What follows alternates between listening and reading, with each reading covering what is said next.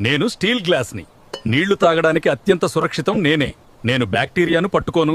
రోజూ ఉపయోగించడానికి నన్నే ఎక్కువ వాడుతారు. నేను రాగి గ్లాస్ని. నేను నీటిని శుద్ధి చేయగలను, కానీ లెమన్ వాటర్ ఇంకా మజ్జిగని త్రాగితే హానికరమయ్యే అవకాశం ఉంది. నేను మట్టి గ్లాస్ని. నేను నీటిని చల్లగా ఉంచుతాను, జీర్ణక్రియకు కూడా సహాయం చేస్తాను. కానీ ప్రతిరోజు ప్రతి ఒక్కరికి సౌకర్యంగా ఉండకపోవచ్చు. నేను ఇత్తడి గ్లాస్ని. అప్పుడప్పుడు వాడితే సరే, కానీ ప్రతిరోజూ కాదు. తప్పుగా వాడితే ఆరోగ్యంపై ప్రభావం పడవచ్చు. నేను గాజు గ్లాస్ని.